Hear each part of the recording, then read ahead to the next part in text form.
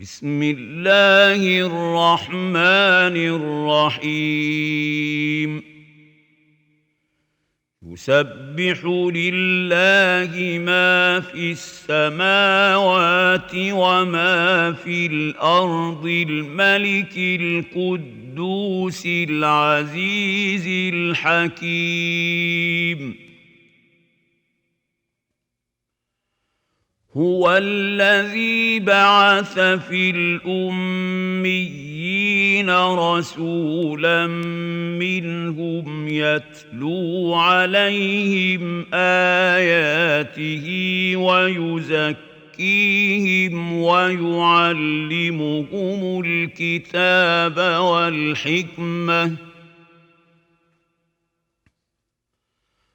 ويعلمهم الكتاب والحكمة وإن كانوا من قبل لفي ضلال مبين وآخرين منهم لما يلحقوا بهم وهو العزيز الحكيم ذلك فضل الله يؤتيه من يشاء والله ذو الفضل العظيم مثل الذين حملوا التوراة ثم لم يحملوها كمثل الحمار يحمل أسفارا بئس مثل القوم الذين كذبوا بآيات الله والله لا يهدي القوم الظالمين قل يا أيها الذين هادوا إن زعمتم أنكم أولياء لله من دون الناس فتمنوا الموت إن كنتم صادقين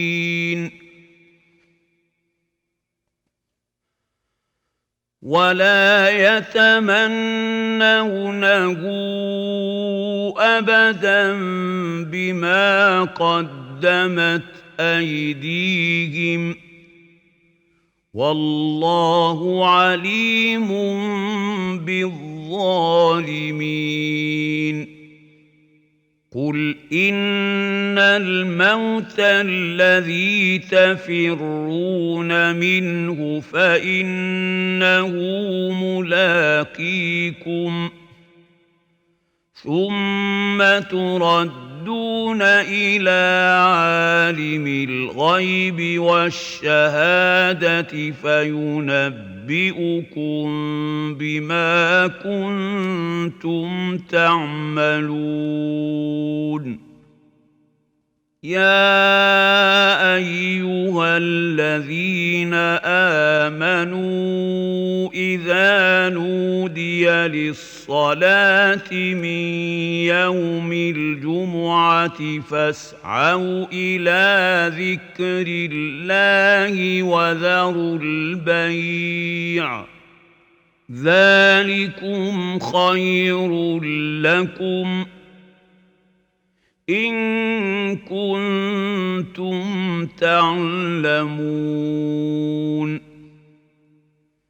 فإذا قضيت الصلاة فانتشروا في الأرض وابتغوا من